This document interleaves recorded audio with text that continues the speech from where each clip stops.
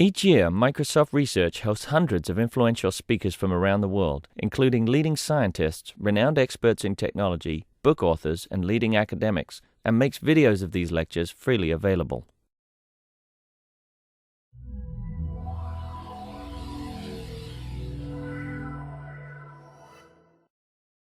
Welcome back. That little animation is done with the Valve's Half-Life engine and done by some students at University of Utah working with Robert Kessler. And we showed that on the game cruise last year, this winter, and I thought it was entertaining enough. Maybe we should see it again. Thank you all for coming back. I hope you had a nice lunch. And now let's again welcome Kelvin Sung. Thanks, John.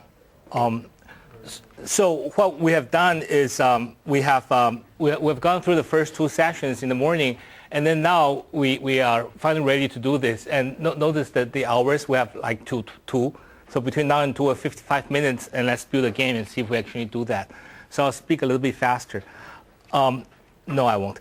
So what we will do right now is that we'll start with circle class. And one of the ways to do these things is to think of the entities that's involved in this application. All the work that we've done this morning is to take us away from graphics, so that we don't have to think about drawing circles, drawing triangles, or colors or anything like that. We just want to think about if we want to build this game. That showed you what I mean by this game. This is the game that we want to build. By the way, I'm not a gamer, nor am I a expert in building games. This is just something that I was. So we want to build something like this, and what's happening right now is that I basically pause the game, and then I can unpause this thing, and whatever. So this is what we want to build, and then we're thinking how can we do this thing, and I would like to. I would like to propose that we look at the ball, and then look at the block. So, and let's start from there. So we are going to look at the ball, look at the behavior of the ball, and then look at the block, look at the behavior of the block, and then try to let them interact. Once your ball and the rectangular block knows how to interact, the rest of the problem are just trivial. So let's start with where we stop, and then what we're going to do now is I'm going to close a whole bunch of windows so that I don't have all these windows out here, and then we will go to 3A, and what 3A is basically a example that we stopped from. We stopped before lunch, so I'm going to come back to 3. This is where we are. This is the code you have downloaded, and then if you look at here are A, B, C, D, E, F, G. We are going to start with A, and from A we just basically develop everything from there. And if you go into the source code folder, and then let's start that, and this is exactly where we stopped before lunch. And if you compile this thing and run this, what you will have is a circle. So this is where my circle is, and nothing else. And let's start from here. So what we want to do now is that we want to have a ball. And then if you look at the requirement of the block breaking game that we have, the ball needs to fly around. So you start thinking that this circle that we are drawing is an instance. We actually only have a position. We only have a position in our application. And there one thing that we want to know is that what you see is not what you have. So we see a circle, but then we only have a point. So that the presentation for our user and what we actually have don't need to be related. So when you start thinking about a ball, we don't start thinking about all this and that. You just think, what is a ball? It's kind of like a circle. So the essence of a ball, as far as we are concerned, is a position. So what I'm trying to do here is define the content of my ball, what it is. It has a position, and then my ball kind of bounces around. So I know that it has a velocity. And that's kind of all we need, right? So if we define my ball this way, and then we give it a little bit behavior, then it can go. So now, a position and a velocity, and then we can start thinking that we will update the ball's position by its velocity, right? So notice that we're not thinking about graphics anymore. It's just this tool that it's on the side that we can use. So what I'm going to do now is I'm going to create a ball class. This is where we are, and we can come and look at the code. The code hopefully is not too intimidating now. It's slightly simpler than where we stop off in terms of I stripped out all the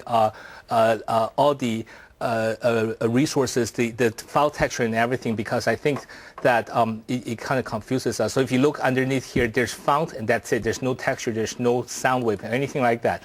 We just want to work. And you typically want to have everything working before you start putting in the cues anyway.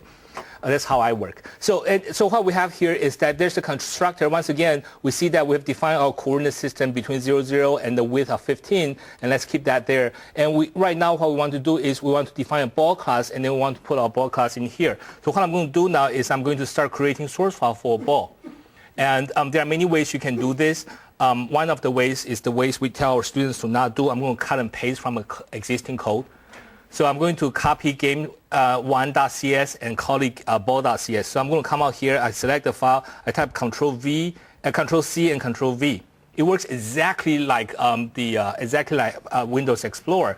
And then here is my copy of game, and I'm going to type F2. I can change the name of this. I'm going to call this my ball. Okay, and it's just so that I have an easy enough template to begin with. I'm going to come out here. This is my ball class now, and I'm going to come here, same namespace, and my class right now, instead of something like that, this is my ball, and then I'm going to delete everything. Delete. So now I have an empty ball class. Okay, so this is a roundabout way to actually create an empty template file. Okay, and then from the behavior of the ball that I know that my ball should have a position and it should have a velocity. So I'm going to start declaring this, defining this constants. This variables for myself. It has a position and it has a velocity. I'm just going to type VEL because I can't really type very fast. And then I need to have a constructor, and I'm cheating on this on the side here because I really don't know the syntax of any language well.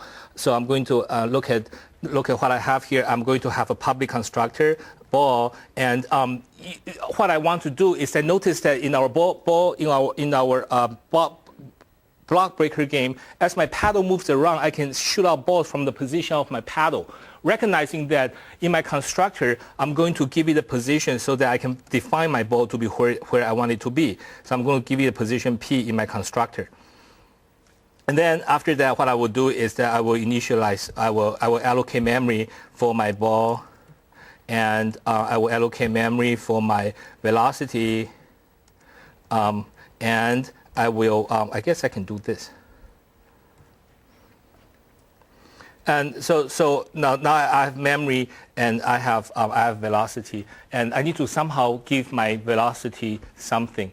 At this point, if you are creative enough, you will have a random function somewhere, and you want to generate this in randomly. And right now, I'm kind of under. We don't have a lot of that option. So I'm going to, velocity in x direction. Remember, my width of the world is 15. So, and then this thing is updated maybe 25 times a second. So, so I'm going to have like 0.1 f in the 0.1 f in the x direction, and then for my velocity 0.1 f, and then velocity in y, I'm going to make it go up faster. So I'm going to have 0.5. I'm going to 5 times velocity dot x. And just some numbers. Okay, so now I have some velocity. And then the purpose of having this thing is always that you will always draw. So for almost every object we will define, we will always have a draw function. So I have a public and public void, and then this is my draw function. And what would I do in my draw function? I'm drawing a ball. So I'm just going to come out here and do an Xna draw a circle, and I'm drawing a position, and then radius. What is the radius of my what's the radius I use? I'm going to use 0.25 so that it doesn't look too bad. So I'm going to use 0.25 as my radius, and rotation. We don't need any rotation. Outside color, what do we want the color of our ball to be? Outside color, let's have black. and then inside use, I don't know, red. Ooh, that looks interesting. So here's what I have. Now I'll actually have a ball, right? And one more thing that I kind of want to do is I kind of want to let the ball kind of somehow act. So for every object we have draw. So we want to see it, and we also want to tell it to, hey, change yourself, update. So for every object we'll have the draw function. We'll say, hey, notice the one-to-one correspondence, almost one-to-one correspondence between the structure that we have and each object has. The structure we have in our game, we have initialize, update, draw, update, draw, update, draw. For each object we created, and after that, it's almost update, draw, update, draw, update, draw. So we'll have an update function here. We'll have a void and update, a public void. We'll have update function. And in my update function, what do I want to do? Move it. This is the case where students think teacher asks a really stupid question. So nobody wants to talk to me anymore. So that's all I want to do. I just want to update my position based on my velocity. And I'm done. The nice thing about doing these things, you can instantiate as many as you want now, right? So I'm going to come back to my game and then actually instantiate one of these guys. So I'm going to have a private, and I'm going to have a ball, and I don't know, I'm going to call it M ball. And what I'm going to do now is that in my initialize, I always initialize my variable in the initialize world. And then what I'm going to do here is that instead of allocate memory for it, I'm not going to allocate any memory for it because I don't want one unless user demands one. So in the initialize world, I'm just going to initialize it to null, telling myself that there's no ball in the beginning, right? And then when I come to draw, when I'm drawing my world, this is the circle I have. I'm going to change the radius of the circle into 0.1. Okay, so that's much smaller. And then I am going to draw my ball also. So what I'm going to do here is that I'm going to come out here and say, if null not equal to my ball, then I will tell the ball to draw itself. So there. So the only thing left now is I need to create the ball. And what I will do here is that in update world, inside update world, if user click, I realize, am I switching too fast?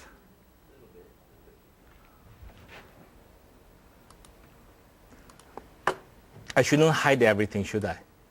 So that's the constructor initialize world. What we're doing is that we initialize the ball to null, and then in draw world, what we're doing is that we're checking if the ball is not null, then I'll draw it, and I've changed this kind of like my cursor. I'm changing to something small, so that it's not very objecting. And then the only thing left now is that when do I want to create a ball, right? And then the places where I want to create a ball is in update. In update, this is what I'm going to tell myself. If the user pressed the button A, then I'll create a ball. So I'm going to come into my update now. And I'm going to say if Xna assignment base dot gamepad dot button A click. This is where it's kind of nice to have the click now, because every click I'll just create one instead of polling the state. If I poll the state, I will end up with many, many balls. So if the button is click, then I will create a new ball. So I'm going to come out here and say M ball gets new ball. And oh, how convenient. It wants a position, and I have a position. I'm going to give it the position of my current circle. Okay? Well, if we compile this, will it compile? I can hope it will. I'm going to compile this now.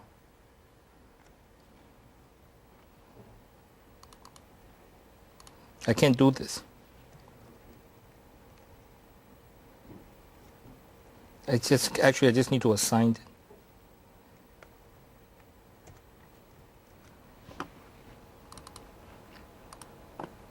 Oh, why doesn't this one work?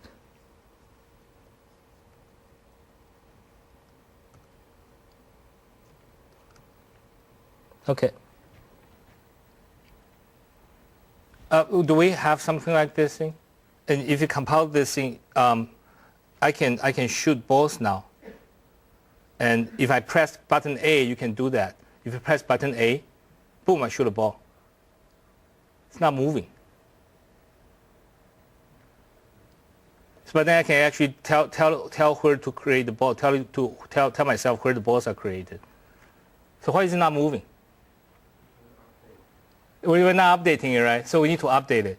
So now we will create this guy, and after it's created, we'll update it. So I'm going to come back to game now. I'm in game now, and I've created the ball. We need to be careful because the ball may not exist. So I'm going to test. If the ball does exist, then I will tell it to update itself. And now it's probably going to try. Ooh, it's really fast. How's that? See that? It's going really fast. It's always going in that direction because we have no randomness. It's kind of boring. But, you know. So we want the ball to bounce. Here's the thing. We look at the game, and then we analyze it slightly, and then we realize that we need a ball class, and we need some kind of block, and we need to interact them. So we look at the ball and say, what do we need from the ball? And then we derive that we need a position and a velocity. Once we identify this, the behavior comes out rather straightforward because there are two things we know. The ball got to draw itself, it got to update itself. Then we're forced to answer this question, and that's what we did. And then after we have those things, then we start to have this thing working, and we can actually try it out. And then at this point, we can start modifying the behavior. So what do we want to do now? So as we shoot out the ball, it travels really fast. We can slow it down slightly. So I'm going to come back to my ball class, and we can slow this thing down slightly. You know, it's let's slow it down 10 times. In update, what do I want to do now? I want my ball to bounce. When the ball comes up to the top of my application window, I want it to bounce back. How do I do that?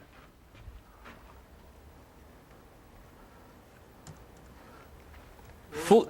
How's that? World Max, thank you very much. Oh, I'm thinking that food in the tummy, we can't think anymore. Well, I can't anyway. So position.y, if my position.y is greater than my Xna assignment base.world.max.y, when that happens, what do I want to do? Change the velocity of the... Y component. Oh, you are my pet student now. Sorry. Thank you very much. So I'm going to change my Y velocity. I'm going to flip it. And see what happened now. Oh, it's VEL. I always have an excuse because I'm foreigner. I don't know how to spell.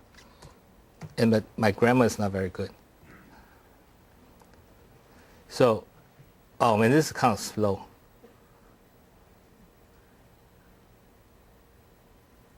Oh, isn't that cool? And then it's just going to go away. Okay? So what we have done is we actually have a functional ball. And then what we want to do now next, and we can actually finish this really fast now, is to actually build a block. Well, if we can define a block and define the behavior of the block and let these guys interact, we're done. Did I just went too fast? Did I go too fast? You have a question? How did you fix the best overloaded method match on the assignment for public ball? I'll take the Pause P equal out P. of... Okay. Ooh, that's really scary. Student asked the question, student answered the question. I have no idea what happened. The part where you had a public ball position equals new vector 2 with the P in there. Oh, you can't construct a vector that way. I just assigned it. Yeah. Where were you assigning it, though? In the constructor. In the ball constructor. That's in the constructor.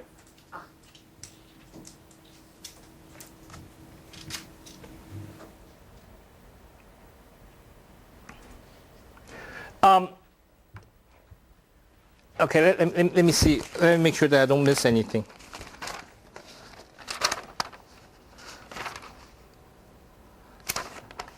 So, if we're okay with this thing, I'm going to have a already baked cake for you. In terms of the actual ball that we're going to work with is slightly more complicated than this. First of all, we want to have some randomness. So when you shoot something, you want to have some randomness, and we can create a random function in game.cs and then use it everywhere else. Second of all, having, if you look at the behavior of the ball we have here, is that I'm going to shoot it up, and then notice when boom, it bounced at the center. That's not very cool. We kind of want it to bounce at the boundary. So what we can do is, because circle is kind of nice, because it's symmetry, and so here is my ball. What I want to, well, that's my ellipse. Here's my circle. And then what I want to do is I want to define a bound on it. So here I have a min bound. And then here I have a max bound. Instead of checking center, I want to check max bound. We're okay with that? So I'm going to add in code to make sure that I'm checking on the boundaries.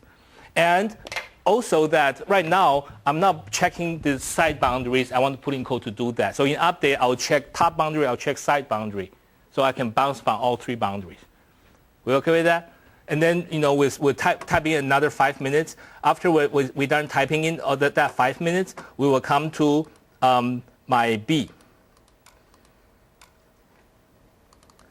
I think we were actually at C now. Let's see, what do I, so here I am at B. What I've done is that I went to 3B source code. Okay, so we just moved through source code after source code. Once again, I'm not following what my lecture note here very closely. But then what we've done here is we start with A. Here is A, and then we start talking about what we should add, what we should do with A. And then we start talking about ball class, and this is exactly what we're doing just now, the position, the velocity. In the lecture notes, I went in a little bit about expire. When the ball drops below y equal to 0, we want it to expire and basically just delete it instead of continuously updating it, because you continue to do that, you will have underflow.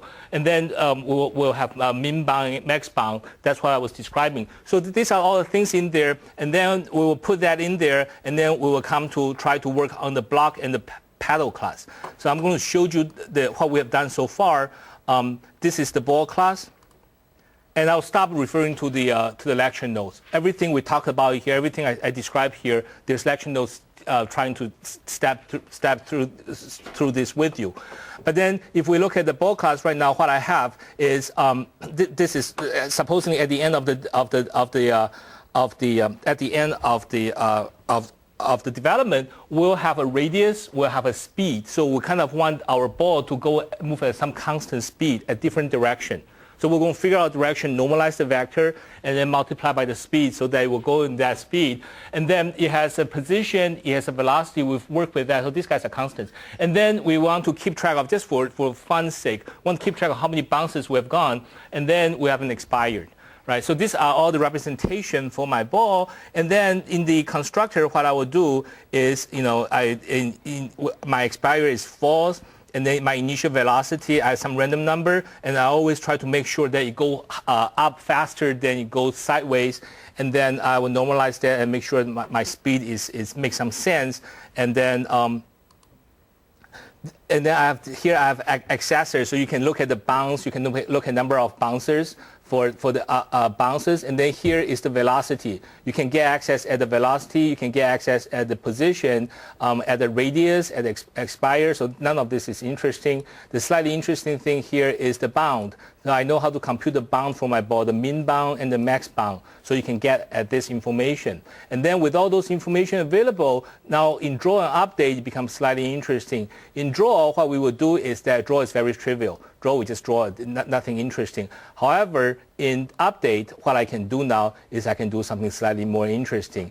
So I will change my velocity, change my position based on the velocity, and then based on my bounce, I will make sure that I make sure that I bounce and at the boundary rather than at the center. We're okay with that?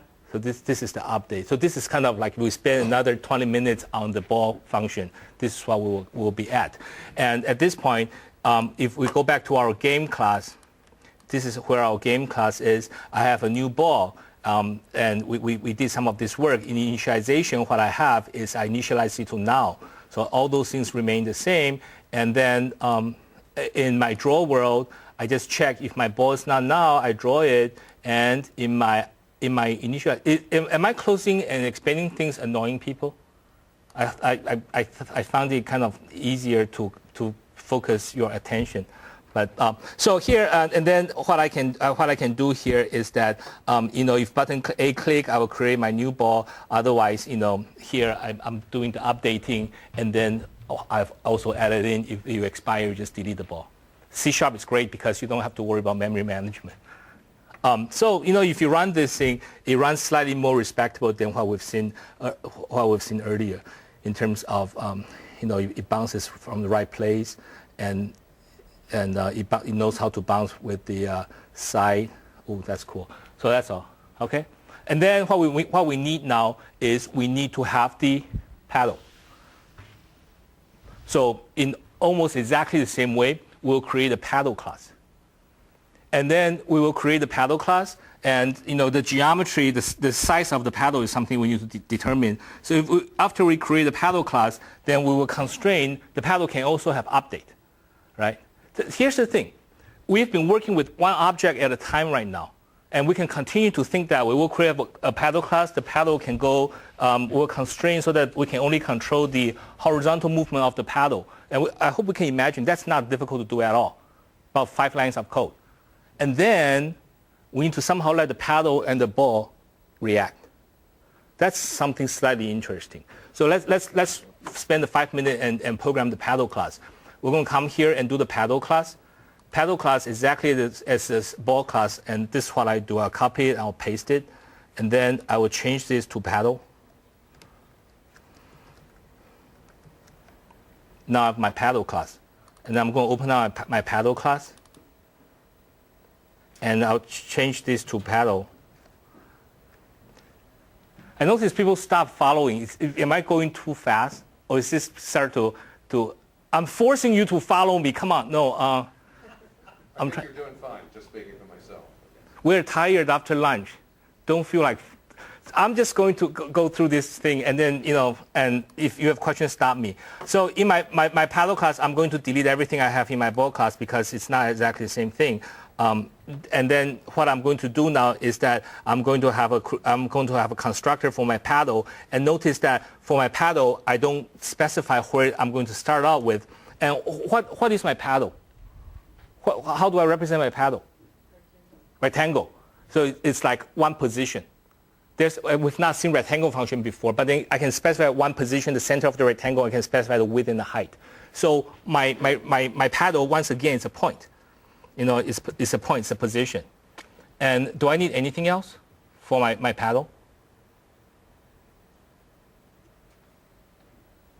Isn't that interesting? I don't need anything else. My paddle is a point. I noticed your paddle decelerates when you get to the end, so you might at some point need a velocity and an acceleration. I don't know how it decelerates, but it does. Yeah. So when something is working, you can make it fancier. It's much easier when you have something working. When you first try to make it work, don't go fancy. At this point, we're thinking like, I want it to decelerate. Another thing that you want to do, and this separates out people like me from a real game person, is that when your paddle is moving and the ball comes, you want to carry the ball. You want to change the ball's horizontal velocity. And man, I spent hours and hours and hours trying to do that. If you don't be careful, the transfer of energy is now modeled correctly. The ball will start doing this in the It's very difficult. So anyway, so what we're going to do now here is that I'm going to create my paddle position, and then my position X, I'm going to give it some value, and I have values out here. I'm going to create it at the center of my screen, which is 7.5 of my world, and then my Y, I'm going to create it at 0.4, so that's at the bottom. So my paddle is done, and then I'm going to say I'm going to draw it. I'm going to draw my paddle, and drawing my paddle is relatively easy because I want to draw it as a rectangle. There are two rectangle draw functions. One of them expects 2 points and edge width. So what that is, that it expects 2 points, so you can specify any 2 points and you specify this width, and then I will draw a rectangle for you like that. Okay, so that's kind of like a rotated rectangle if you want to connect 2 points. And this one is easier to work with. This one where you specify a center and just tell the height and the width. So this is what I'm going to work with. So and then my height, I'm going to use 3.0, and then the width is 3.0, and then the height I'm going to use 0.6. So these are all values that will make my my object looks cooler. And then I'm going to have a rotation of 0.0 f. So this rotation right here, this rotation lets you draw a rectangle. And these are the only 3 draw functions I have in the library has. And this is the position, here's the width, here's the height. And the rotation lets you say how you want to rotate this rectangle. And then I'm going to have my color, I don't know, black, color dot black, and then color dot white. And there, I'm done. So I can draw my paddle now. I can create my paddle, I can draw my paddle. And then I also need to update my paddle, right?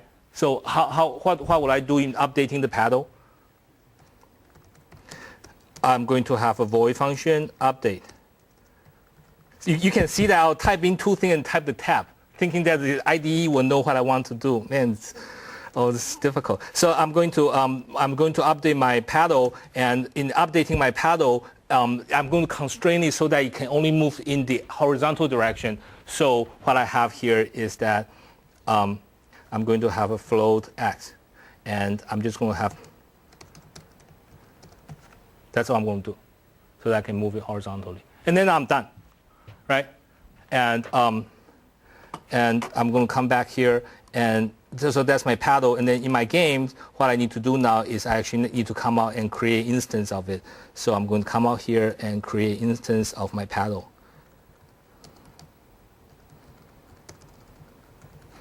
And then I'm going to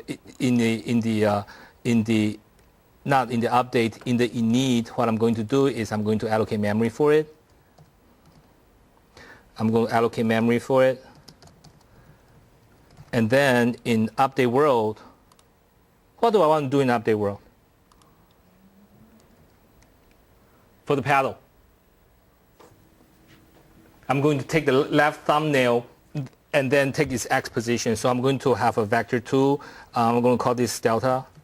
And then this will come from my Xna game base dot gamepads dot thumbnail thumbsticks dot left. I'm going to get the left, and then what I will do is I will update my position according to the left movement, and we can make it go real fast. So I'm going to say mpaddle dot update. I'm going to just take the delta dot x. This will make it go really fast because this between 0 to 1. And then what I can do, what I need to do now, of course, is to draw it, and then I'm done. So I'm going to just draw my paddle. And then if we run this thing,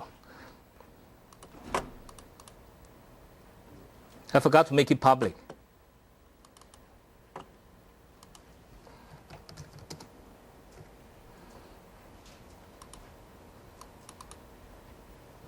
And this instance variable is capital. So wow. So all I need to do now is to, it would be nice if it collide, doesn't it? If you want to collide, you have to do the work. So instead of shooting out the ball from my current this position here, I will shoot out the ball from my paddle position. So what I need to do now, this is something we should never do to make my position public. Do you guys tell your students to not do that? I always tell them not to do that and do it myself. No, it's so when you are here, instead of using this position, I'm going to get the paddle's position, right? And then now we're done. Now we can actually oh, that looks kind of like what's going on, right? And then, oh. So if you look at the structure of the software, it's actually not that bad in terms of what we have done. You know, the meat of everything is in update. Draw is to echo our state. And if you look at our state is so trivial, it's embarrassing. We have this should go away. We don't need this anymore. We don't need this guy anymore. Because that's kind of like a cursor to our state is we have one rectangle and one circle, and that's all. And then the interesting thing is that what do we do with this rectangle and this circle, and what do we do with them? It all happens in update. In update, what we do is that we check if we should quit, and then we check if we should create the ball, and then if the ball is created, if there's a ball, we tell the ball to move, and then we tell the paddle to update. And if you look at the structure of the update function, and this is generally true, because it happens so fast, it doesn't matter if you update the ball first or the paddle first. It's within the same time slice. You move the paddle, you move the ball. So that's okay. And then the structure says that update the ball, update the paddle. When these guys are all updated, then let's interact them. So at this point right here, I'm going to interact them. How do I interact them? I'm going to tell the ball to collide with the paddle. How do you collide the ball with the paddle? This is after lunch. We really don't care how things collide anymore. In the interest of time, let's just collide a point with a bound. The ball is a bound. Here's my ball. I'm not going to do circle collision, okay? It's like, that's too much work. And I'm going to collide that with my paddle. This is my paddle. When is there a collision? There is a collision if my position here, the x value is less than mean bound, is less than mean bound dot x. If my x position is less than mean bound dot x, then there's no collision. If my x position is greater than max bound dot x, then there's no collision. We're okay with that? We just do yes. So we can just continue with that. And then if we do that, then it's very simple. What I'm going to do now is I'm going to come to my paddle. I'm going to come to my paddle, and then in the update, what I will do is that after update is done, I'm going to define a new function called Boolean. Actually, I don't really care. Collide, and then I'm going to pass in my ball. And then what I'm going to do now is that I'm going to get my min and max bound. So I'm going to get my min bound from my ball. I'm getting the min bound from my ball, and then I'm also getting the max bound from my ball.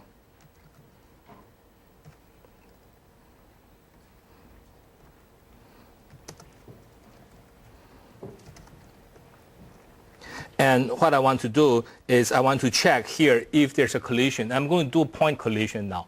And if my p dot x is less than min dot x, then I can't collide. I'm going to return false. So we can continue with this, right? If my pos dot x is greater than max dot x, I'm going to return false. And if my pos dot y is less than 0, actually, min dot y, I'm going to return false. And if my pos dot y is greater than max dot y, I'm going to return false. Otherwise, I collide. What do I do when I collide? So I'm just going to flip. I'm going to flip my ball's velocity. I'm going to get my vector 2v, get the ball velocity. And then I'm going to b dot y get minus b dot y. And then I'm going to set it back.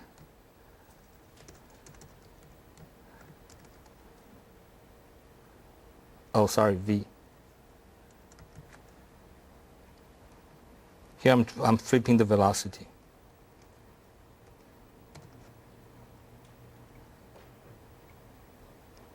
And that's all I need. This guy's telling me there's a syntax error here. Oh.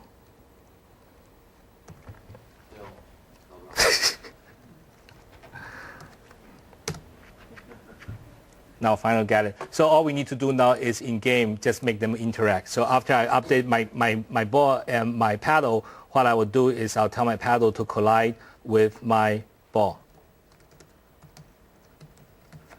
And this returns a value. I don't know what to do with the return value. Don't return a value if you.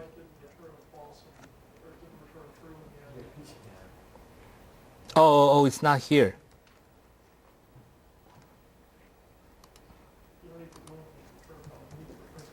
Yeah.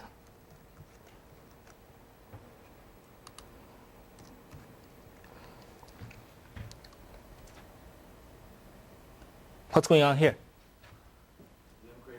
Yeah. I didn't create a ball. So I will only interact my ball with the paddle if there's actually a ball to interact with. So this I shouldn't.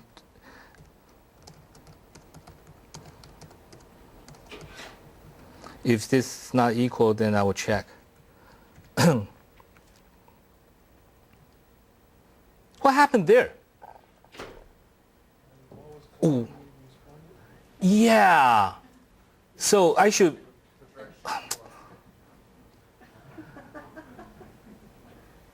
So we know the collision works. It's really difficult to actually collide with it because I have 1 point. It works though, right? So what does that mean? When I create the ball, I have to push it up so that the ball is on top here. Okay with that? Okay, so we're going through this really fast, and food makes you think slow, makes me think slow. The thing though is that I hope I've convinced you that the rest of it's not very difficult. And then the most important thing here is that the paddle and the block are the same thing. They are a rectangle that collide with the ball. If you know how to collide 1 point with an area, then you know how to collide 2 points with an area, and you know how to collide 2 bounds. And that's all you need. If you know how to collide the 2 bounds, then our problem is solved. So what we have is that after this is done, what we will do is that we will create a superclass for paddle. We'll call it a block. Paddle is a subclass from it. A block's collision with a ball behaves slightly different from a paddle's collision with the ball. We okay with that? When the ball collides with a block, what happened? Block dies. And then the ball bounces. When the ball collides with a paddle doesn't die. The ball bounces. That's all. So then what we have is we will have this. Oh, don't we wish the morning session was like that? It was so fast. It is so fast. So anyway, so here is the paddle and the block. So we can come out here and look at the block function. A block is a block and the instance variable. It doesn't have anything other than the position. Each block is just one object. And then this is the only reason we define our world to be 15 units long, because I want to have 15 units. It's very easy. And so that's my block width and height. And then each block doesn't have anything other than a position. And then the constructor, you just construct it and place it wherever you want to. And then you can get at its position and all that. And then the block knows how to collide with the ball. And then if you look at the code here, it looks identical to what we have done just now in terms of structure. We're getting the ball's min and max bound. And then we can collide with the ball. If the ball is outside, it's not, the 2 bounds doesn't touch each other, we just return false. And then if there's a real collision, if it's a chance of collision, then we determine what we want to do with velocity. What's going on here is that after my game is done, when I was playing with it, when the ball comes and collides this way, what you want to do is there's a collision. You don't want the ball to bounce this way. You want it to bounce this way.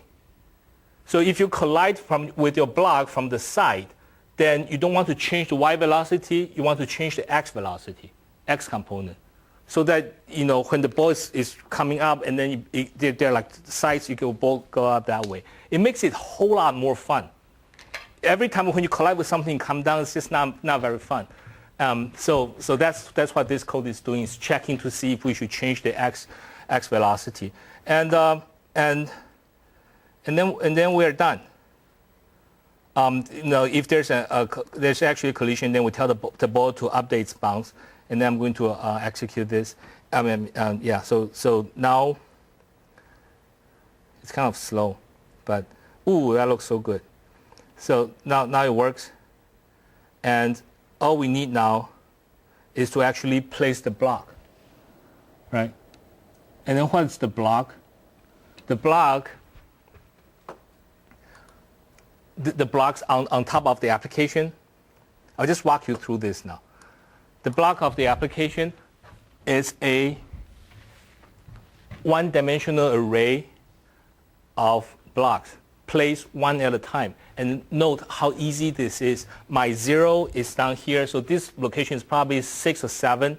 And this is x is equal to 0.5, y is equal to 6, 1.5, 2.5, 3.5, 4.5.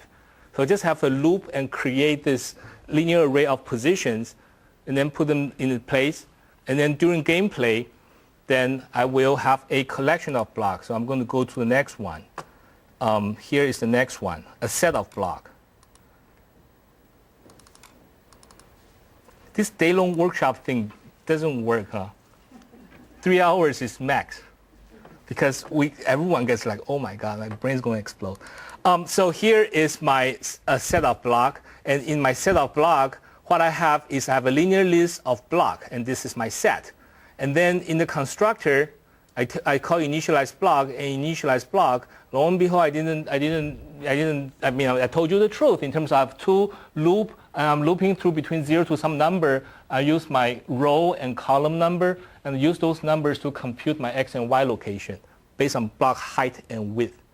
And then I initialize my block based on that. I add that to my set.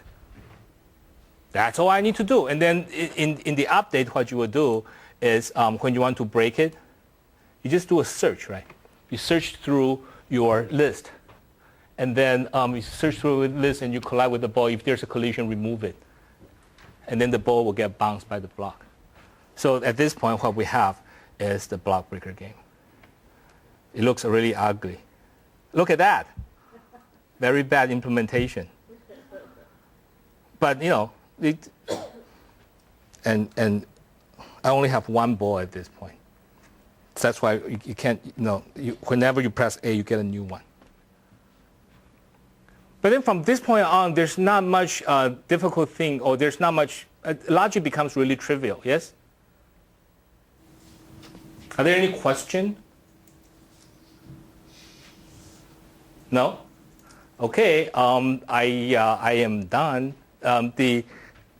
So what happened is that what I didn't show you is, once you can have one ball, then you can start thinking about having many balls. And then the last things out here are to include file texture and audio effects, is to make the thing look more fun. And remember to use audio only at events. So when there's a collision, have an audio. Otherwise, everything's quiet. So that's all. I'm all done, and thank you very much for your attention. If you were so kind as to fill out a survey. Thank you.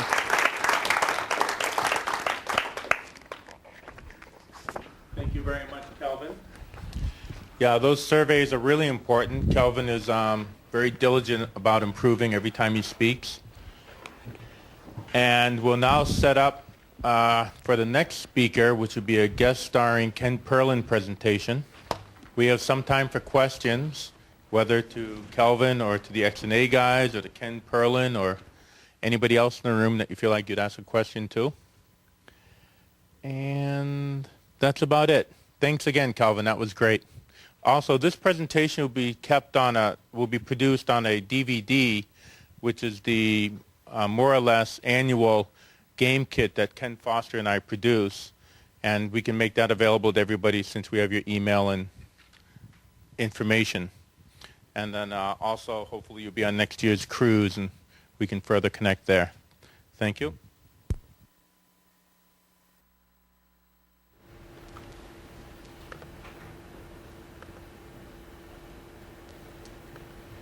Well, another interesting piece of Ken Perlin trivia. If you've played Half-Life 2 and you've seen the woman, she's modeled after Ken Perlin's own animations for women, which are modeled after an ex-girlfriend of his.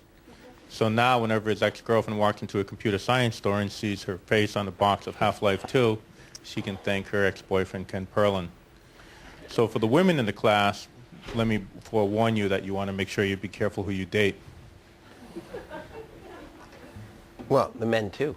And the men certainly also. That's a very a fair statement. Okay. Nice thing about John is what he doesn't know, he just makes up. It's really kind of endearing. Yeah. It's true though, right? It's, I think it bears a relationship to the truth. It Yeah. does, yes. he certainly has done a lot of work for Valve around animations. And while he may not admit that the female in Half-Life 2 looks like the women on his website, I'll leave that as an exercise to you to check out. And I think you'll find the similarity unerring or unsettling. Actually, Alex was based on a number of different girlfriends of a number of different participants. Okay. That's the real behind-the-scenes story. She is a pastiche. So let's see. So we're doing a sound check at some point. That's right. We're doing Okay. a sound check and a screen check right now. Okay. Okay, we're good for sound and probably for screen because the guy looked really happy. So I guess I've done everything I can to introduce Ken Perlin. I want to thank you guys again for persevering through this day. I know we've had some great presenters, but even so, it is a beautiful Saturday, and I thank you all for hanging in there. And without any further ado, Ken Perlin.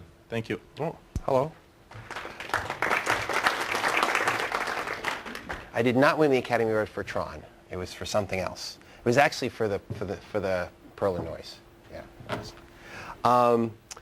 But I worked on Tron when I was this big, you know.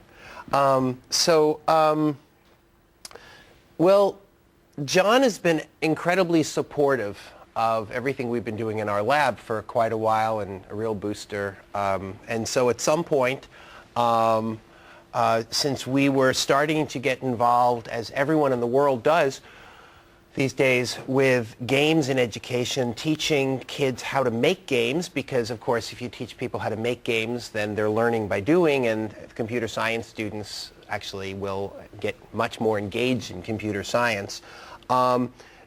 We started switching over and trying Xna in our game class. And I have to confess that we don't start out the game class with Xna. We start out the game class with very, very simple as possible 2D exercises. Make a game without 3D graphics. Learn about scaffolding, learn about flow, learn about how to, make basic strategy. But then there comes a point where you want to sort of jump them into 3D.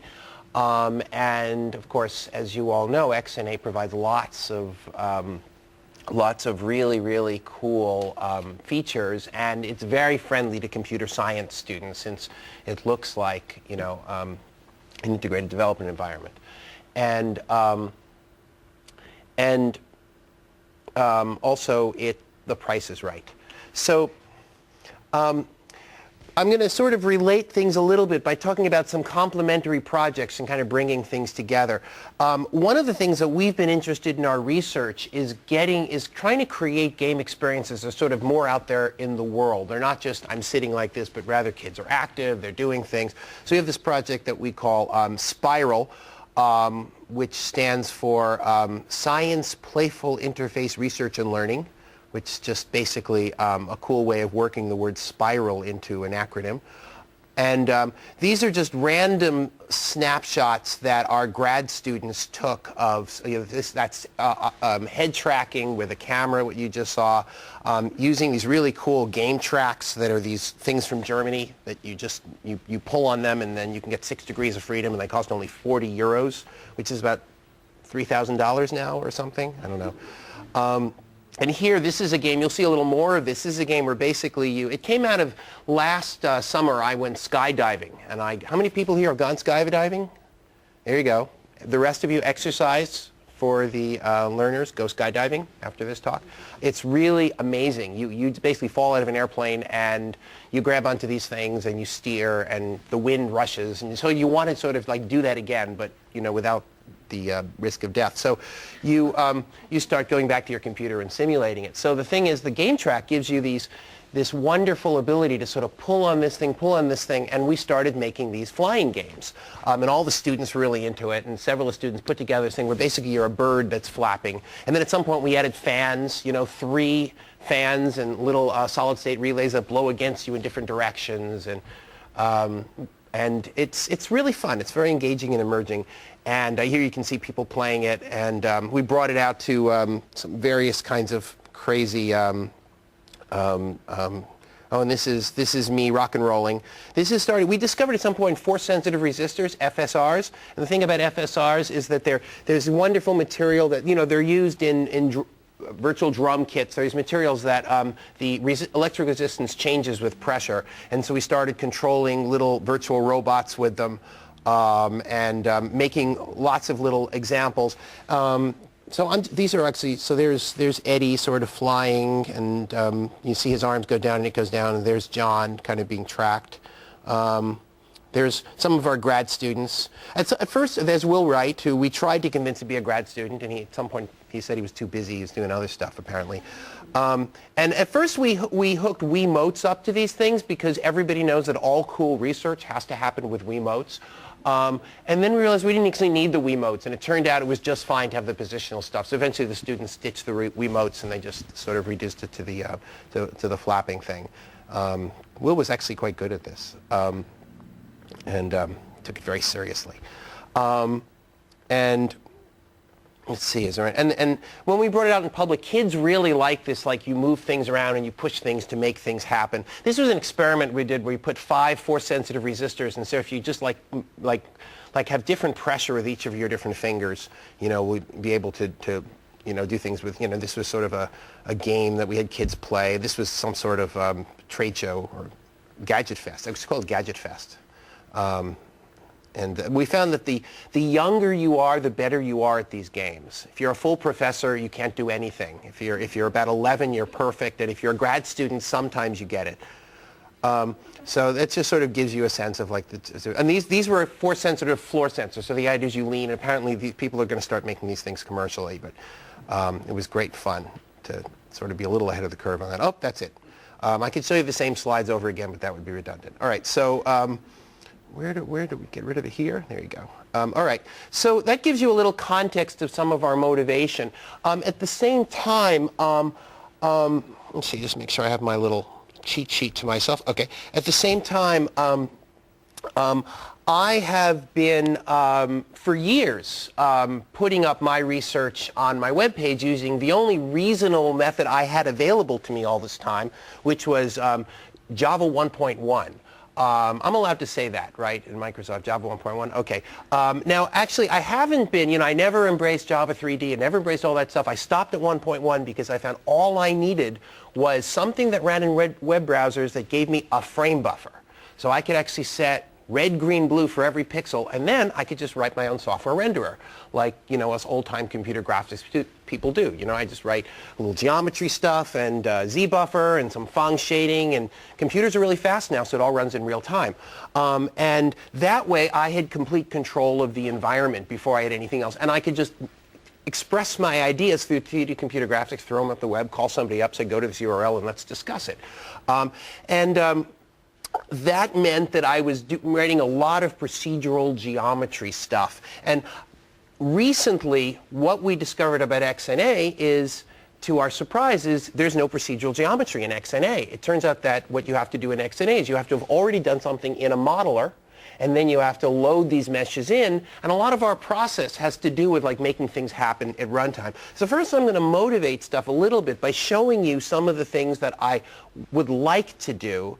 So here's how they appear originally on my web page, if I'm connected to the web. We'll see if I am. You haven't been able to work around that, is what you're saying. I what? You have not been able to work around that, is what you're saying. Around what?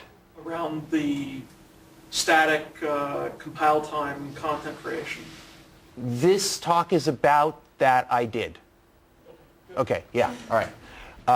Sorry, yeah, that's where we're leading. It's a surprise, you ruined it, you know. Hey, I was able to work around it. Ta-da! Okay, so that's okay. I'll forgive you, all right. Just applaud wildly at the end. So for example, I would want to do these little experiments like, let's see if I'm actually connected here to the web. All right, so here, like a little self-balancing unicycle, so there's a little self-balancing. So I was interested in like something about character behavior and physics, and he's actually swirling that little counterweight around correctly so that he'll sort of do the right, XYZ rotation thing so it won't fall over to the side. You're actually seeing a little noise function there. It's driving his velocity. And when you have your own renderer, you can do all kinds of things like different kinds of software, and you can show these things. You can, if those of you who are wearing green-blue glasses, your red-blue glasses, can actually see this in 3D anaglyphs. So I would just be used to I'd throw these things together, and I'd be making all of my own geometry. In fact, in the case of that, the geometry, you can actually go up here, and I put the source files up, unicycle.java. If we just open it, here you're actually seeing a very, very, very simple API that looks a lot like, any sort of high-level, thing just one level above OpenGL, basically, or something like that, where, you specify some lights, we specify material objects, they have, Verfang shading, ambient, diffuse, specular, nothing surprising here, and then we start creating a tree structure of geometry, just as computer graphics people have been doing for decades, where you start with a world, and then you start creating children and children and children and children, and between each parent and child node you have matrices. And then either in your setup routine here, and here I'm declaring body parts, and I just created the primitives that were useful to me. My attitude was don't load anything, make everything after the program starts. So I just tried to be a purist and see how far I could get with that. So here's a cylinder that I happen to specify. It's got eight things around. This is a cube. And here they each have matrices attached to them. Translate, rotate, scale, and then when you finally get to the animation, I calculate a bunch of math based on time. You always pass in time. And then I do a whole bunch of little calculations. Here's some noise function, etc. And then I just translate, rotate, scale my parts. So once you have that basic setup, then you can kind of do anything. And then it's a question of how rich are your geometry primitives, and questions like, can I actually be morphing and changing my geometry in time? So for example, at some point I was interested in questions like let me visualize my procedural texture function. So because I could modify the geometry at in runtime, I just declared a mesh shape. Here you can actually see it's just a mesh shape, and then I'm just applying procedural texture to the height. I'm actually moving a procedural texture through this laterally, and you're watching the cross section of it being used to define height. So I wanted to do things like that. I'll just show a few more examples so you see these things in their native context. Let's see, so sometimes I would just be interested in mechanisms. I got really when I was a kid, I was really into, Rosie the robot from, can I even say from what? From the Jetsons, that's right. And of course the shameless stealing of that flow from the more recent, not as good Star Wars movies. And I was interested in this sort of self-balancing thing, and so I started trying to create these things. And one of the nice things about having a program, 3D stuff that you can just throw on a web page, is you can just embed in these sorts of cool, mechanistic things. Like this is my crazy mechanism for a self-balancing unicycle. And so once you start getting into the habit of doing that, you want to take those tools with you. And the graduate students, we have some really good graduate students in our lab, Media Research Lab in the Computer Science Department at NYU. And so they started, of course, we have to, in honor, of course, also of Jim Blinn being here, I have to show the teapot. Need the teapot. No talk is complete without it. So there's the teapot. You can actually see little cross sections and things. Okay, so how do you put this in XNA? Well, it turns out that the answer is all you need to do is make the observation that, this is sort of some procedural texture applied to deform a simple shape. And again, it's just a mesh shape. All you need to do is make the observation that C# and Java are eerily similar for it's like this strange coincidence that no one can explain. And but that's actually a really good thing, right? Because it means that now the only thing I wasn't able to do yet, that the grad students haven't been able to do yet, is we haven't been able to yet, because we don't understand the mechanisms well enough, we haven't been able to yet duplicate all the material properties and the lighting. We're still working on how do you get the lighting in Xna to do what you want. So these sort of lovely kinds of like shading and lighting effects that I can't quite get duplicated. So I can make the shapes happen. I can duplicate all this geometry, but I can't quite light it yet. So now that you get a sense of where this stuff is in its native habitat on the web, and again, these are very, very simple programs. They tend to be maybe a few, 50 lines long, 80 lines long, because they're entirely procedural.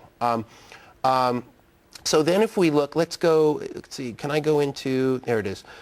So here's sort of what you've been staring at all day is sort of the Xna framework, and I took the, we've taken the geometry code, which is just code, right? This is all the support code for supporting adding objects and creating cubes and creating cylinders and extruded objects over paths and being able to make mesh objects and do all these things. And all that code just goes straight over. This code looks identical. This is identical to the, maybe you have to change a few little array declarations because you did it the other way, and it doesn't support it. But, and you have to change your sine and cosine functions so that they have little, capitals or something. But these are easy changes, and actually they can be done automatically. But once you have that, then basically what you can do is, I now have this place where basically I can turn on and off one choice of so I could, for example, take, actually let me show this first in its native context because I really like this one. This was the very, very first thing I ever made with my little 3D library. There you go. So really dramatic guy, right? So it's a little cartoony but kind of evil at the same time, like, a lot of people. So the only thing that we can't do is the lighting, of course. So I'll show you this in Xna. Let's see. Let's go into this and let's uncomment fiend. Comment everything else. So we basically, there's this very trivial little thing, this program that just needs to have something called game, and then it's just going to run the game. Very simple. And then we have a thing called, a render game, which is just packages all the stuff for you, so you don't have to think about that. You just include this library. And what we'd like to do is make this library available to everybody, so it just becomes this like open thing that everybody starts using procedural methods in Xna. So if we rebuild it and then rerun that, I didn't bother with the camera or anything. It's just, it's just the guy. So there he is. He doesn't look nearly as fearsome, Now I can use the arrow keys. Also, it's just hooks up with, the game controller. Just sort of the obvious. And basically we have access to all the different game control stuff. So that's kind of nice. And let me show a few more examples here. Let me, for example, show those arms. If we go into here and we comment that out. I mean, this is all really rough and really new, so I should, have a nice visual interface for switching these things. But, we're just hacking on this stuff at the lab. So it's not packaged or anything. It's just the code. So here, for example, are the arms. And, there you have it. There's there's these sort of wonderful twisting arms that envelop themselves, which you can sort of see as basically the spiral. Now let me actually show you the code for this. There isn't much code. This pretty much looks like what, oops, I didn't want to highlight that. It looks like what the Java implementation looked like.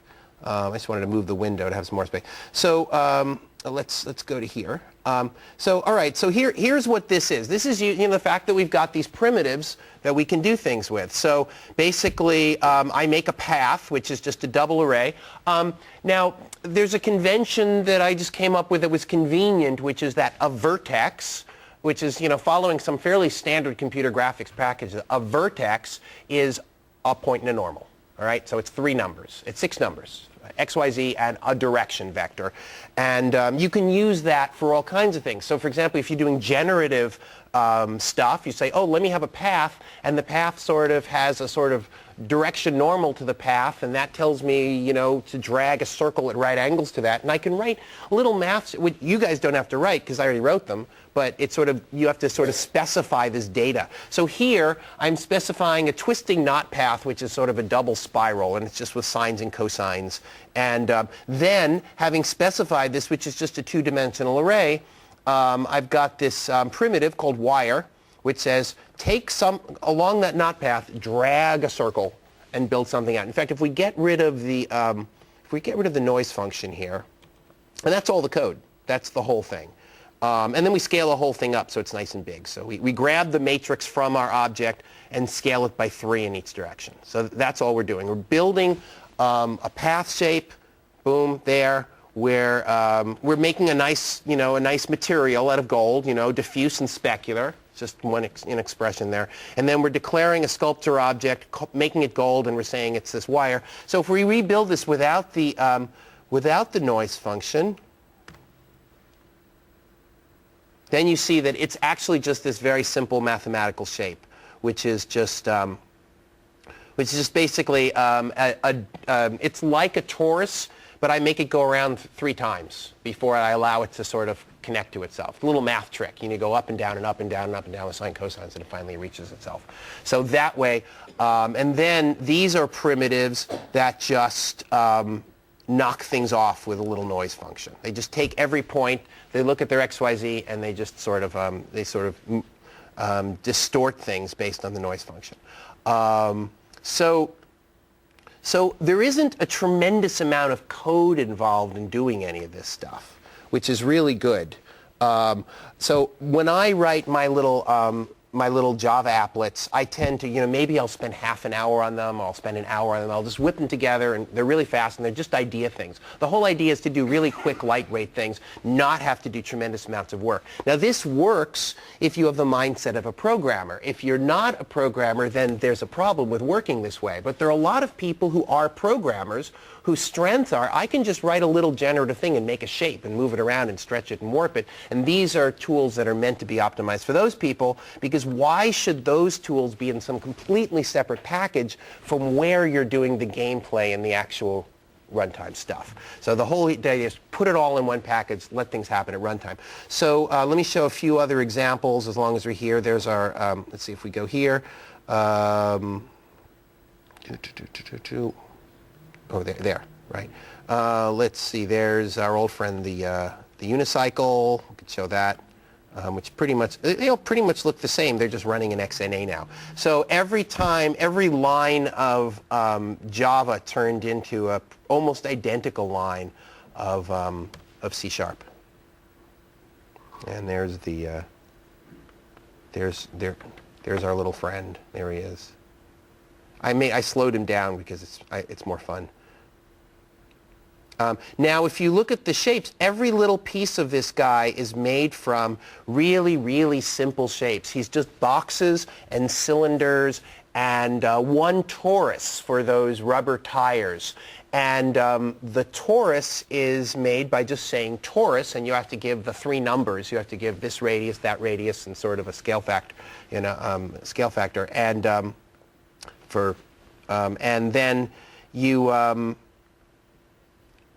Let me close this. And let's look at that, because I really want you to see that this is the style of doing things. We declare a bunch of materials, again, and then we just basically declare the parts, et cetera, et cetera, et cetera, and then we animate them. So it's exactly the same. There's a few lines of header code at the beginning which are different, but other than that, I pretty much just took the same code and just brought it right over.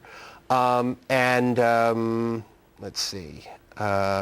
Any other examples I want to show before? I want to sort of dive in and show some other levels to this, because you've all kind of seen most of this stuff now. This one is kind of interesting. This was something that we were actually making the bird for the bird game better and better and better.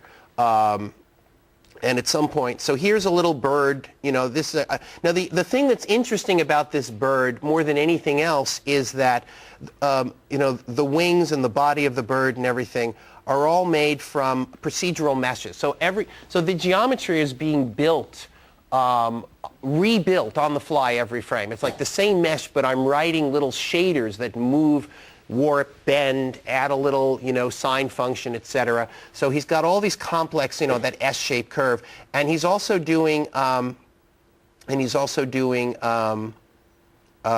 little bit of following. So if I'm moving my mouse up and down, he's following the rhythm of my mouse. And when we use the game track, as people flap their hands up and down, it catches the wave and starts, following that. And then, of course, he's got these things like, I have one example here. He can do a break function. This is all little procedural animations, one animation blending into another, which are all defined through little algorithms. So, so if you look at this in how this comes over, and this comes to the core of it. Where am I? Program, right? Here it is, flapping demo.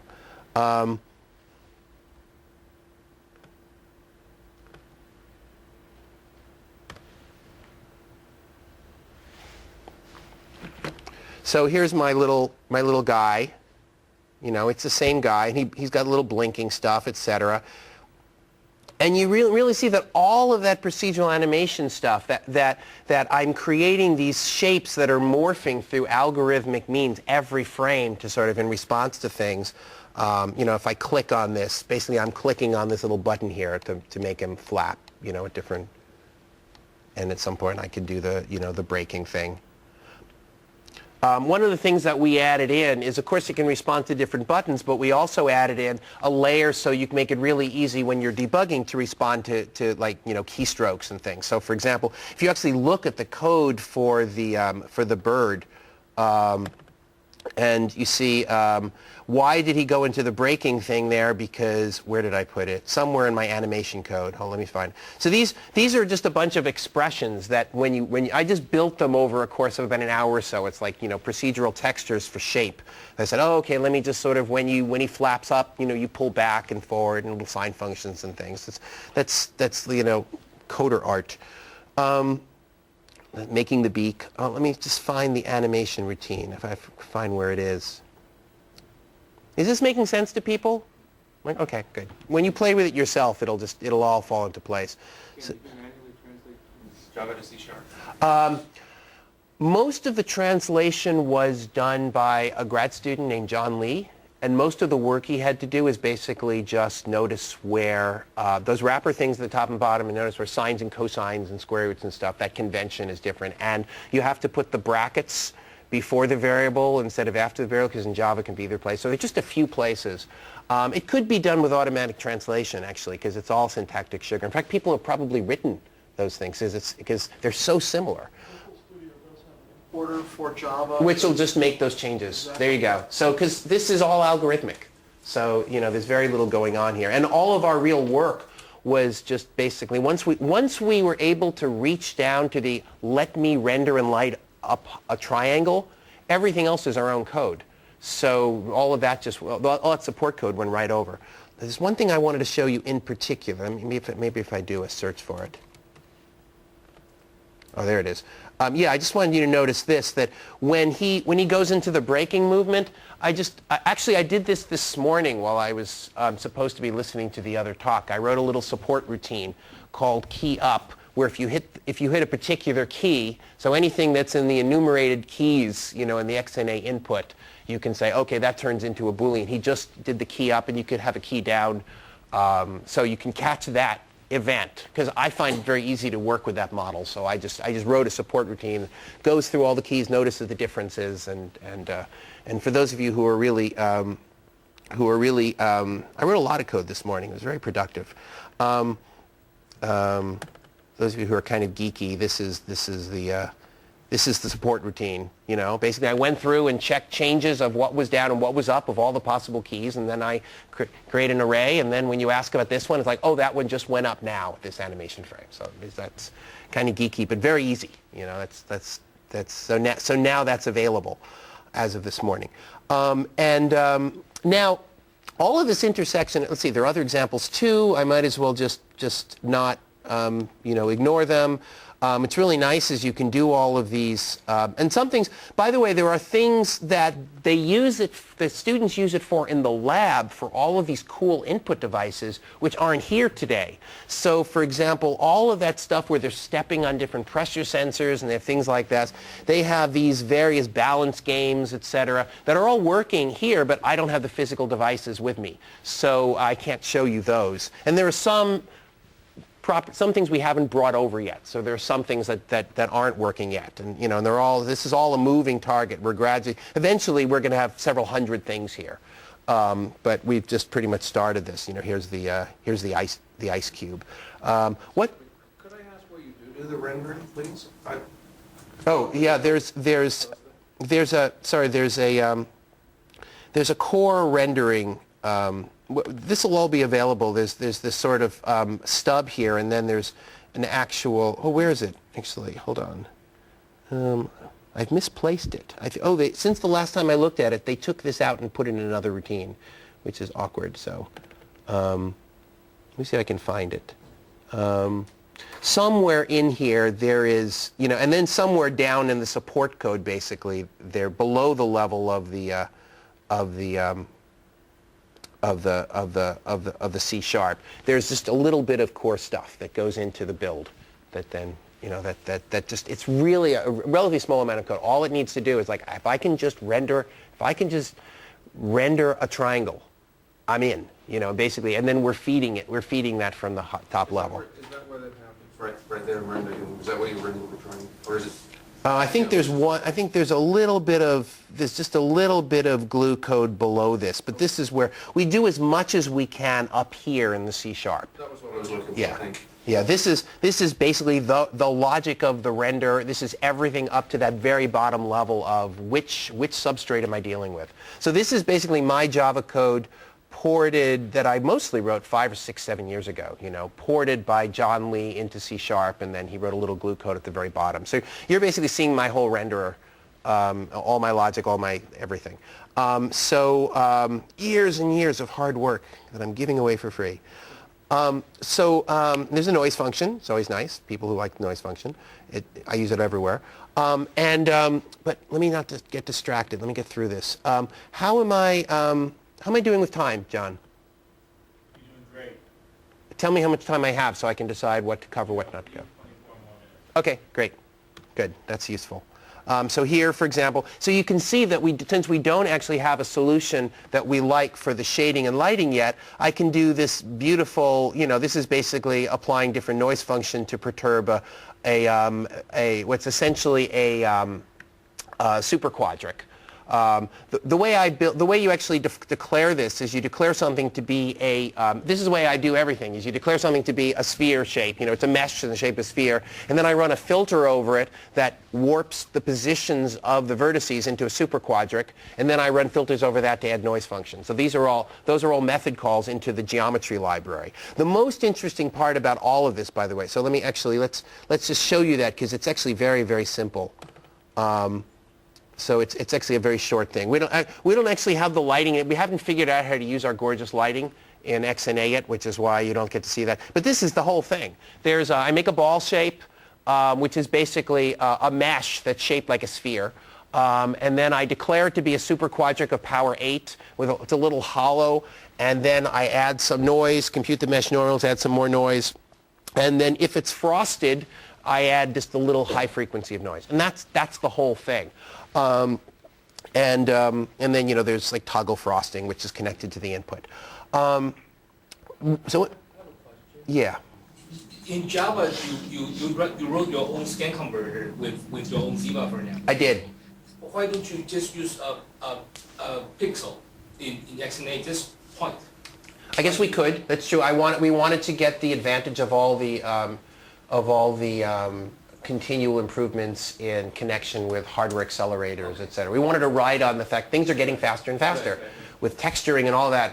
I mean, if I did that, then it would just fall behind in terms of like students' excitement about using it, you know. The excitement about the thing that I did is only that it runs on unadorned web browsers. So for the relatively simple 3D explanations I have, they run anywhere like documents. But once you're running an Xbox, you want to go for a different energy, and we didn't want to lose that. Now it turns out that we have this wonderful innovation that's coming out of our lab that we're all excited about. This is this device that we think is going to change the world.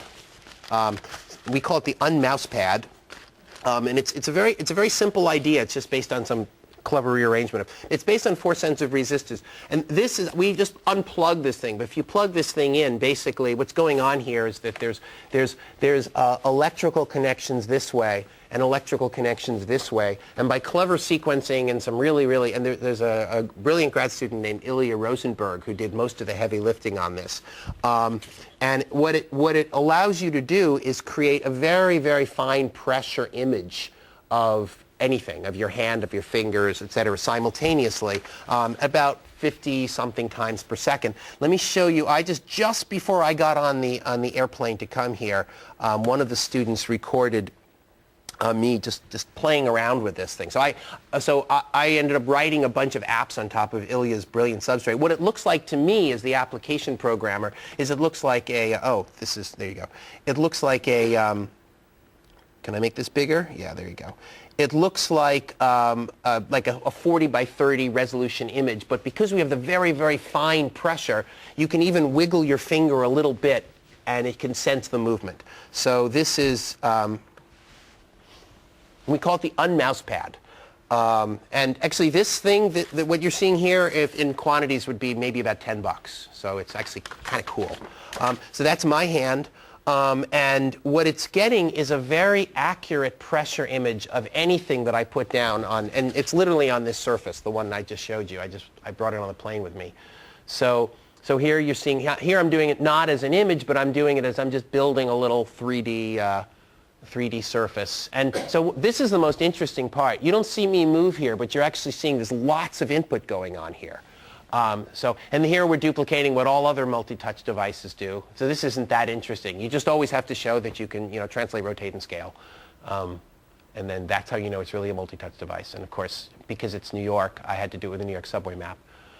But then there's something that's kind of interesting. I said, one day I wanted to work with the game track, and I actually didn't have the right software to talk to the game track that day. So I emulated the game track. I took 2 fingers on this. This only took a few minutes to put together. And the different pressure was how much you pull on the thing. So here I'm moving an object with 6 degrees of freedom with just 2 fingers because I have the fine sensitivity of the touch, which no one's ever been able to do before. So in other words, I can translate and I can rotate, and I can rotate this way by going like this, but I can also push into the device and the object moves down, and I can rock my fingers and the object rocks. So you get 6 degrees of freedom with 2, which is really cool. It's like a whole different thing. So at some point, brilliant people here yesterday, Mike Sinclair started asking me all these questions of how does it work, and it was really hard in a party situation to answer his questions of how it worked. So last night I wrote a Java applet now let's see, Unmask Pad. I wrote a Java applet to sort of explain the internal electronic operations of the whole thing. So here's this Java applet, and then you can sort of make it. This is. So I simulated. Notice this nice thing about in order to make this work, you need to be able to have these real-time deforming shapes, and so this is all procedural stuff. And then I can freeze it in any moment. You can sort of see that there's these guys here, who's lit up electrically when and what the scanning pattern is. And I could just basically make this animated diagram that I could talk somebody through. Here's where the electricity flows. Here's where the plus 5 volts are. Here's where the ground is. Here's where you read things off of. And being able to throw together things like this is just bread and butter for being able to give explanations of things. And then this morning I said, hey, I'm going to talk about Xna. Why don't I just make it work in Xna? So here is the port of that animated diagram right into Xna, because it was really that simple. And then we do this. And there's the whole thing like this. There are a few features that like double-sided polygons that we haven't put in yet. So it doesn't actually have a backside yet. and then I can sort of speed it up. See, this is running at speed, and this is sort of freezing. So so the thing is that there's this complete, and it runs actually much faster because it's addressing your question. It's actually using all the hardware acceleration, which the Java applets can, but not if they're on the web. I have an option with Java applets of either using acceleration, not acceleration, but if they're on the web, of course, I can't. So why don't I just right now in the time that I have left, let's make a simple example. Let's put something together so you can sort of see how things work. So here's a completely empty example. So the only things that you really need are, of course, there's a class name. It extends something called render game where all the good stuff is. My thing in Java is called render applet, and we just changed it to render game, and it's all the same methods.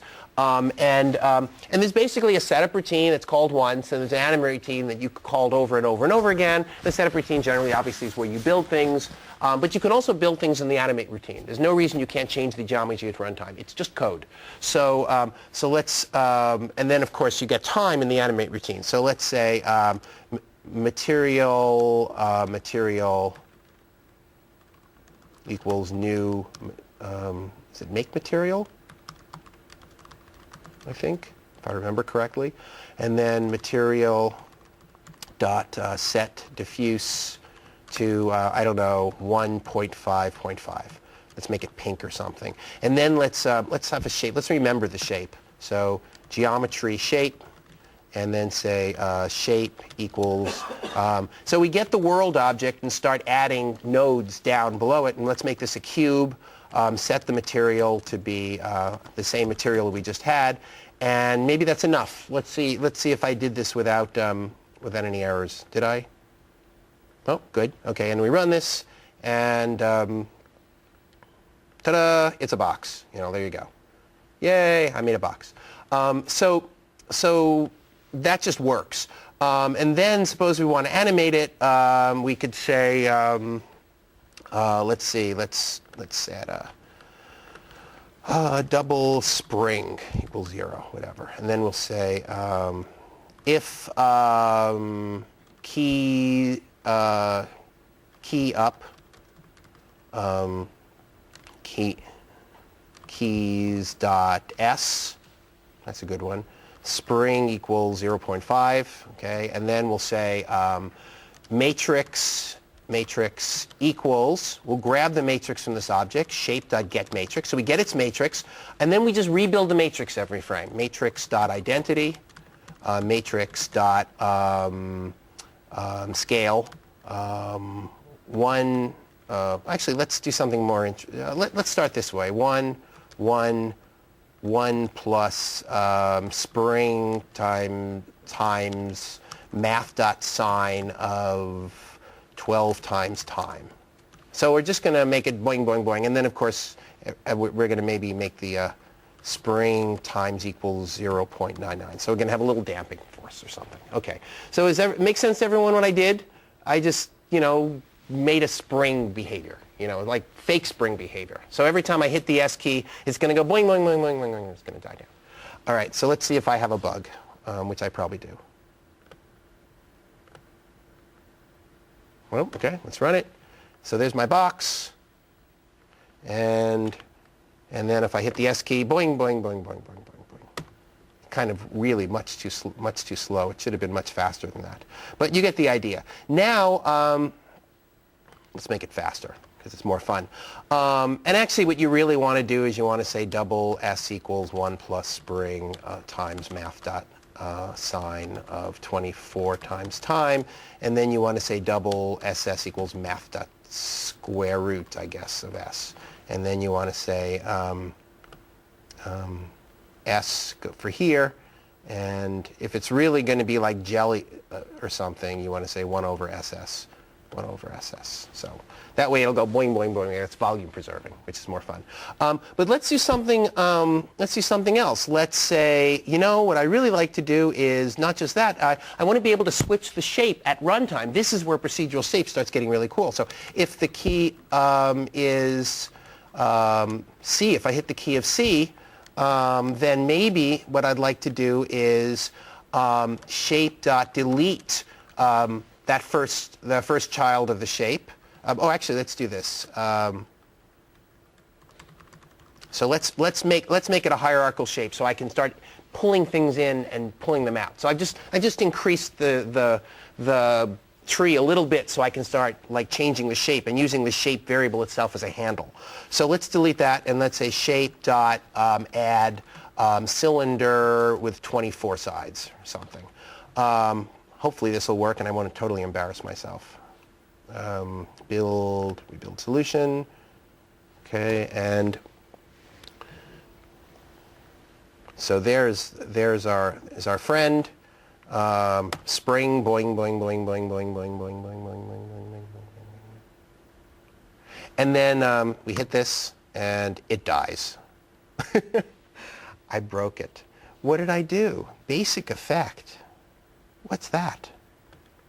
Did I put that in there? Oh, it's the renderer. I obviously did something wrong. Hold on, let me see if I may have to abandon this. Hold on, exceptions, stop debugging. See if I can spot it. No, I can't spot, but you get the idea. If I can't spot it, then I'm not going to sit here and debug for hours while you guys are watching me. But we can give it one chance to fix it. There it is. I had added the material to the child, so I lost the material when I did that. So instead of adding to the object itself, I was just careless. So let's try that again. Because of course it has to have a material. Xna is demanding it has a material. So if we run this, sorry, got a 4 in there. Build, rebuild solution, no errors, and see if it works. We got our boingy boingy guy, and then there you go. Okay, so so you get the idea. And of course, then I could add other things. So the important thing about this was that I was showing you that geometry is just part of runtime. You can change the tree, you can morph objects. You saw with the flapping wing thing, the very important thing about showing you in particular the flapping bird example, in some sense, that plus what I just showed you are the two most important things I'm showing you today, because what that means is that you no longer have to be thinking in terms of static meshes. You can really be thinking in terms of, for example, if you wanted to do some sort, did I hit that? If you wanted to do some sort of physics lesson where you wanted to show some actual material moving or something, you can actually really, start doing that. And it starts to make sense, in here.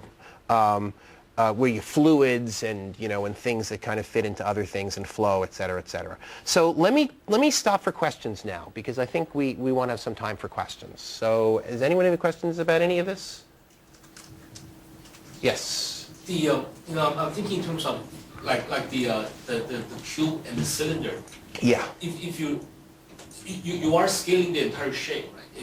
I'm applying something to a matrix in a tree of matrices. That's what there I'm doing matrix manipulation. I can, if I want to, go and grab the vertices like I do with the bird and run through and change those. But in that case, I was just doing affine transformation.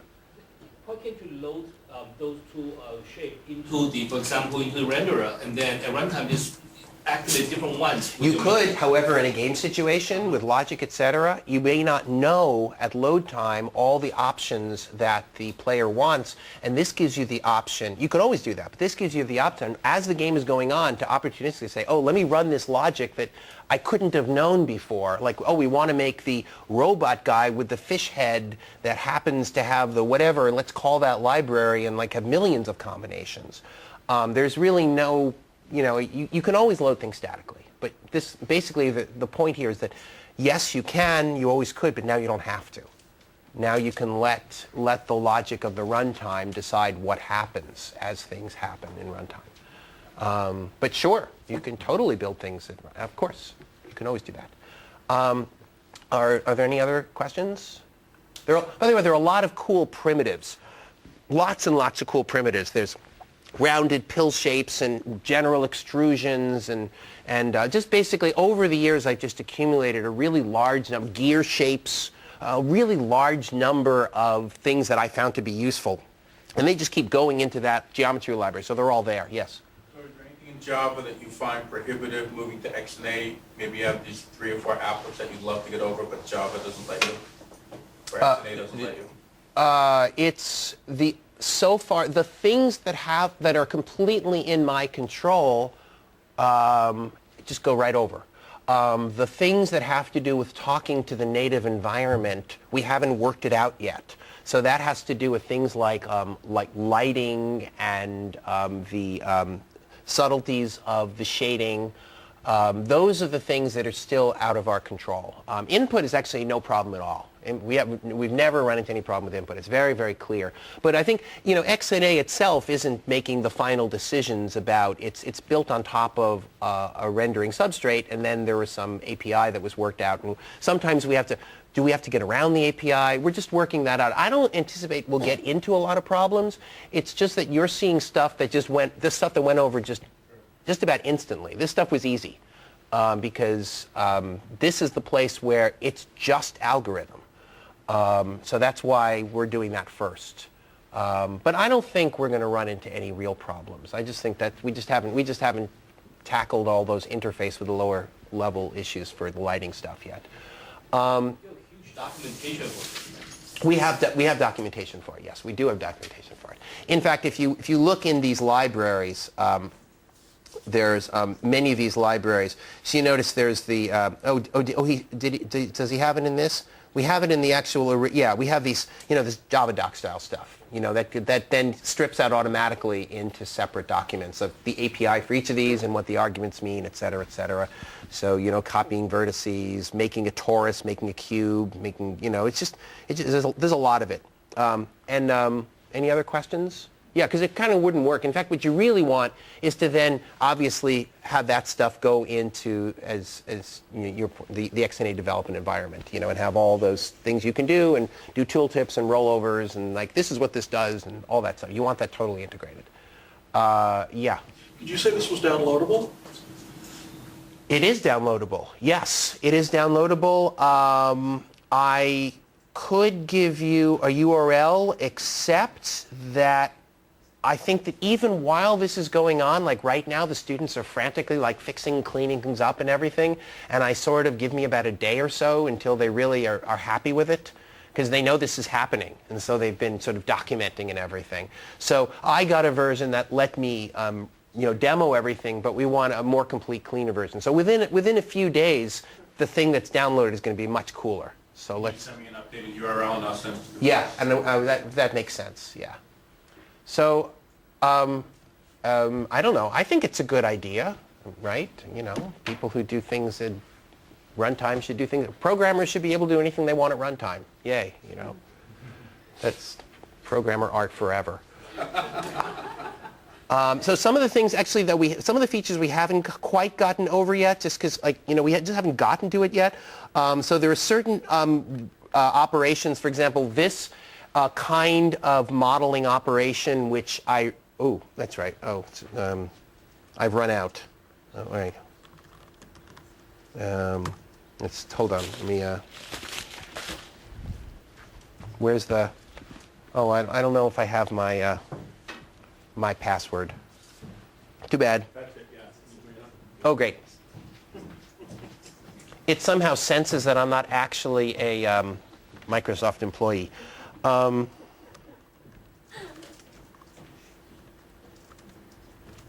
your job experience. Yeah, exactly. He's too good with the Java. He's obviously one of us. Tell that Java, yeah, they know it's Yeah, not that's right, exactly. So here's an example of, there are a few modeling primitives we haven't pulled over yet, but we will. So this creature here is basically, here you're seeing, different, I was experimenting with sort of different ways of doing different kinds of procedural modeling operations. Here are the brows, and here's a smile and a frown. So all these muscles are moving. And here what I'm doing is just sort of behind the scenes doing a pseudo-random walk through this 5-dimensional space, and so the character is sort of doing all this stuff. And the way this thing is built is it's a mesh.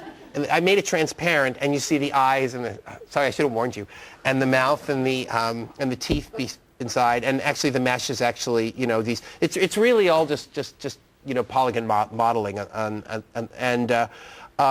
but every animation frame, I'm doing about 30-something instances of the same primitive operation to build this. I start with basically an ovoid, and then I start just doing these volume influence operations, pull, push, and they're all very simple. So I have a mode here where I actually just, instead of doing it every animation frame, I drag the whole thing out, so it takes about half a minute to make. So here we start with this, and we're basically you're seeing each step of the procedural, and this is the kind of stuff that is really kind of cool to be able to do procedurally, pushing in the eye sockets, and I have one API call that calls an operation called pull that kind of like does a coordinate transformation, and then with a drop-off function pulls your points into that coordinate transformation.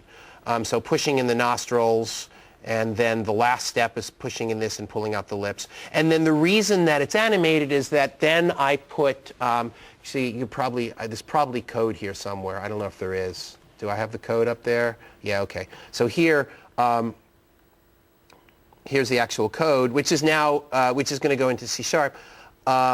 Here you see, I calculate my scalar variables for how much of these things I'm going to do, and I do time varying stuff.